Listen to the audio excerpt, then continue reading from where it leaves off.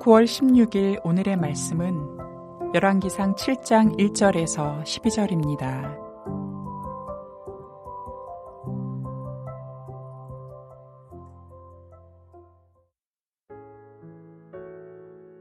솔로몬이 자기 왕궁을 13년 동안 건축하여 그 전부를 준공하니라.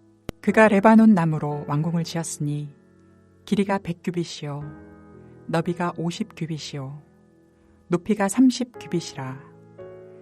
백향목 기둥이 4줄이요 기둥 위에 백향목 들보가 있으며 기둥 위에 있는 들보 45개를 백향목으로 덮었는데 들보는 한 줄에 15이요 또 창틀이 3줄로 있는데 창과 창이 3층으로 서로 마주대하였고 모든 문과 문설주를 다 큰 나무로 네모지게 만들었는데 창과 창이 3층으로 서로 마주대하였으며 또 기둥을 세워 주랑을 지었으니 길이가 50규빗이요 너비가 30규빗이며 또 기둥 앞에 한 주랑이 있고 또 그 앞에 기둥과 섬돌이 있으며 또 심판하기 위하여 보좌의 주랑 곧 재판하는 주랑을 짓고 온 마루를 백향목으로 덮었고 솔로몬이 거처할 왕궁은 그 주랑 뒤 다른 뜰에 있으니 그 양식이 동일하며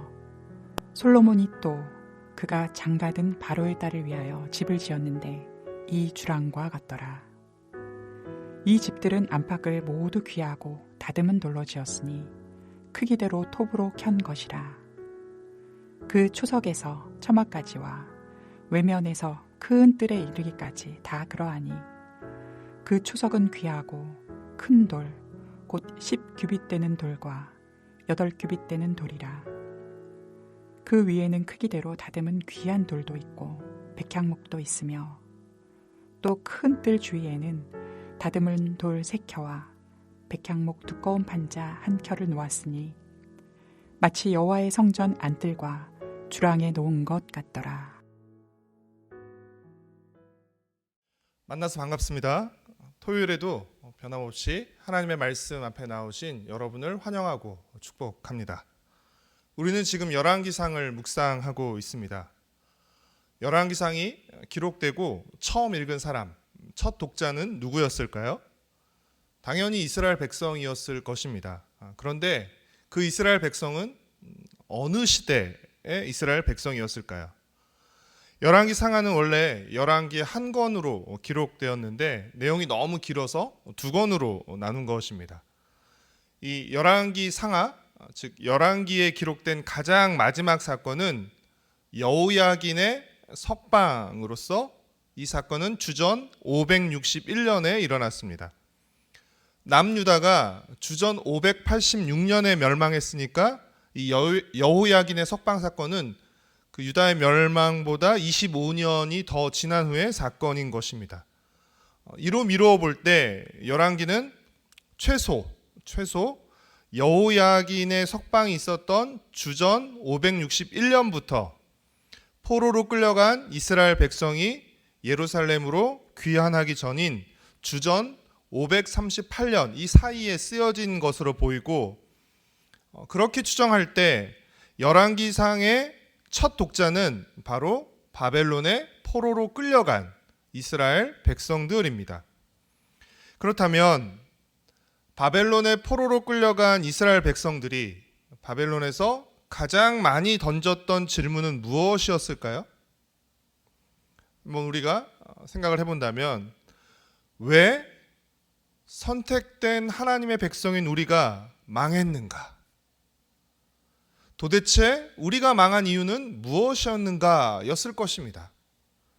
그리고 그 질문에 답하기 위해 열왕기가 기록된 것입니다.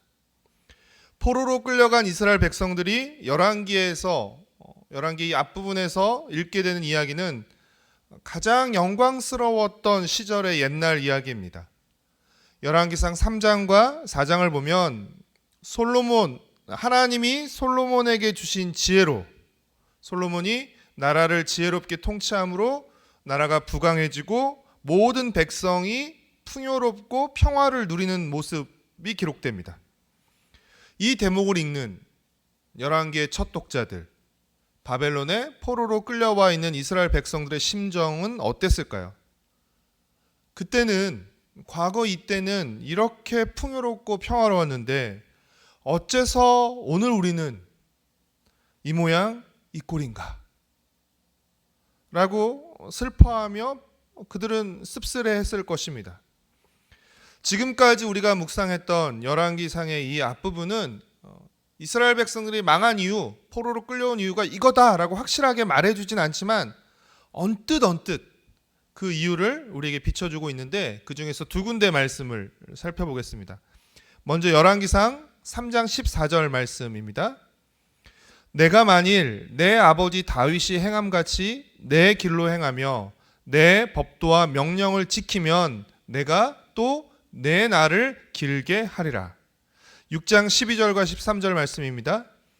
내가 지금 이 성전을 건축하니 내가 만일 내 법도를 따르며 내 율례를 행하며 내 모든 계명을 지켜 그대로 행하면 내가 내 아버지 다윗에게 한 말을 내게 확실히 이룰 것이요 내가 또한 이스라엘 자손 가운데 거하며 내 백성 이스라엘을 버리지 아니하리라 하셨더라. 솔로몬이 왕이 되어 지혜와 부귀와 영광을 받았을 때에도, 또 성전을 건축할 때에도 하나님은 솔로몬에게 무엇을 말씀하셨습니까? 순종을 말씀하셨습니다. 하나님의 법도와 하나님의 율례를 따를 것을 말씀하셨습니다. 순종해야 너의 날이 길어질 것이며 이스라엘 백성을 버리지 않을 것이라고 하셨습니다. 이는 그토록 영광스러운 옛 시절에도 불구하고 현재 이스라엘이 오늘 이렇게 망해서 비참하게 포로로 끌려와 있는 이 근본적인 원인이 결국 무엇에 실패했기 때문이라는 것을 우리에게 말해주는 것입니까? 순종에 실패했기 때문이라는 것입니다. 하나님의 법도를 따르지 않고 하나님의 율례를 행하지 않았기 때문이라는 것입니다. 우리가 7, 8월에 묵상했던 예레미야 말씀을 떠올려 보면 이스라엘 백성들이 얼마나 완고하게 하나님의 말씀에 귀를 막고 또 얼마나 철저히 그 말씀에 불순종했는지를 우리는 알 수 있습니다. 순종하는데 그들은 철저히 실패했기 때문에 지금 바벨론의 포로로 끌려와 있게 되는 것입니다. 그리고 바벨론 포로로 끌려와서 과거의 영광스러운 장면을 보면서 그들의 오늘에 이르게 된 그 원인, 그것을 다시 깨닫게 되는 것입니다. 하나님은 처음부터 계속해서 순종을 강조하셨고 솔로몬의 시대가 겉으로는 영광과 풍요처럼 보였지만 그 속에서도 조금씩 불순종의 싹이 자라고 있다는 것을 열왕기상의 첫 독자는 발견할 수 있었을 것입니다. 성전 건축 이야기, 7장에서 성전 건축 이야기를 하다가 갑자기 왕궁 건축 이야기가 등장하는 오늘 본문도 같은 맥락의 연장선상에 있다고 할 수 있습니다. 우리는 왕궁 건축 이야기, 오늘 7장에 기록된 왕궁 건축 이야기를 읽다가 두 가지 정도 석연치 않은 부분을 발견하게 되는데, 하나는 왕궁 건축의 기간입니다. 6장 28절은 성전을 건축하는데 7년의 기간이 걸렸다고 기록하고 있는데 7장 1절은 왕궁을 건축하는 데는 2배에 가까운 13년이 걸렸다라고 기록하고 있습니다. 또 다른 하나는 왕궁의 규모입니다. 이 왕궁의 규모가 성전의 규모보다 약 2배 정도 컸다는 것입니다. 6장 2절을 보면 성전의 길이는 27m, 너비는 9m, 높이가 13.5m였던 것에 비해서 7장 2절을 보면 왕궁은 길이가 45.7m, 너비가 13.7m, 높이가 13.5m라고 기록하고 있습니다. 솔로몬의 왕궁이 여호와의 성전보다 더 크고 더 오랜 시간을 들여 만들었다는 것은 무엇을 의미합니까? 솔로몬의 마음이, 관심이 최소한 성전과 왕궁에 같이 있었거나, 또는 부정적으로 말하면 솔로몬의 마음이 성전보다 왕궁에 더 있었음을 보여줍니다. 성경학자들은 성전 건축 사이에 왕궁 건축 이야기가 나오는 것은 성전 건축이 완전히 끝나서 예배를 드리기 전에 왕궁 건축이 시작됐기 때문이라고 설명합니다. 처음에는 성전 건축으로 시작했던 솔로몬의 마음이 점점 왕궁으로 기울기 시작했다는 것을 보여준다는 것입니다. 솔로몬은 총 40년간 왕위에 있었는데 성전 7년, 왕궁 13년 해서 통치 기간의 절반을 건축하는 데 사용한 것입니다. 실제 이 때문에 훗날 이스라엘은 둘로 분열되게 됩니다. 사랑하는 성도 여러분, 왕궁보다 성전이 중요하고 성전보다 순종이 중요합니다. 성전을 성전되게 하고 성도를 성도되게 하는 것은 다름 아닌 순종입니다. 아무리 크고 화려하게 왕궁을 지었다 할지라도 순종하지 않으면 그 왕궁과 그 나라는 결코 오래가지 못합니다. 성전도 마찬가지입니다. 아무리 성전을 아름답고 값비싸고 정교하게 잘 지었다 할지라도 순종하지 않으면 그 성전은 껍데기에 불과한 것입니다. 사랑하는 성도 여러분, 우리도 마찬가지입니다. 우리가 세상적으로 아무리 성공하고 출세하고 부요해도 순종하지 않으면 그 성공과 부요는 하나님과 멀어지고 하나님을 떠나게 하는, 우리 마음을 하나님에게서 빼앗아가는 독과 화가 됩니다.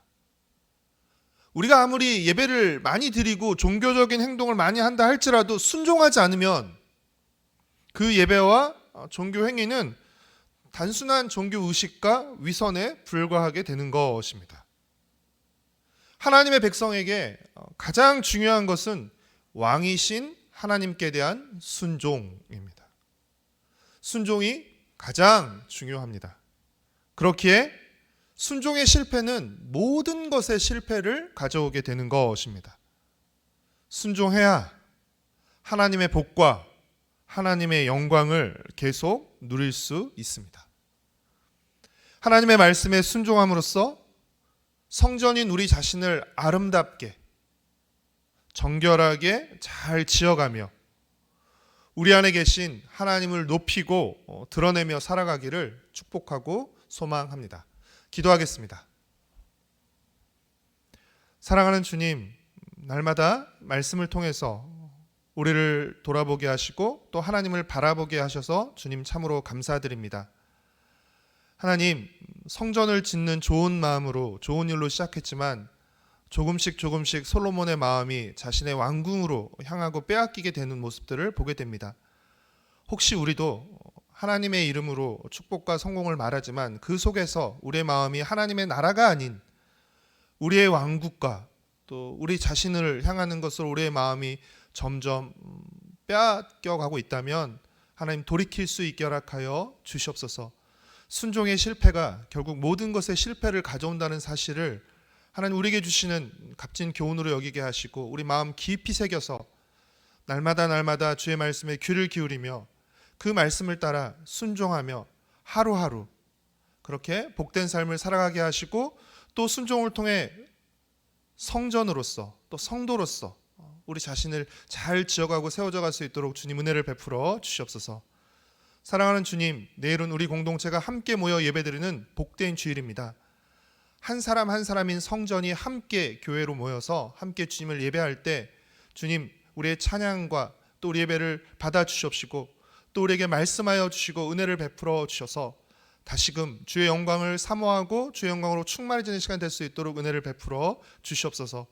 또 주일 교회 공동체에서 성도들과 함께 나누는 교제를 통해 우리가 혼자 믿는 것이 아니라 함께 믿고 또 서로 연결되어 있는 한 몸이라는 것을 다시금 경험할 수 있도록 주님 은혜를 베풀어 주시옵소서.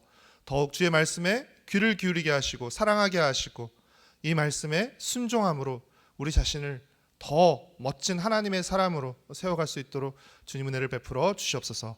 감사드리오며 예수님의 이름으로 기도드렸습니다. 아멘. 하늘에 계신 우리 아버지여, 이름이 거룩히 여김을 받으시오며 나라가 임하시오며 뜻이 하늘에서 이루어진 것 같이 땅에서도 이루어지이다. 오늘 우리에게 일용할 양식을 주시옵고 우리가 우리에게 죄 지은 자를 사하여 준 것 같이 우리의 죄를 사하여 주시옵고 우리를 시험에 들게 하지 마시옵고 다만 악에서 구하시옵소서.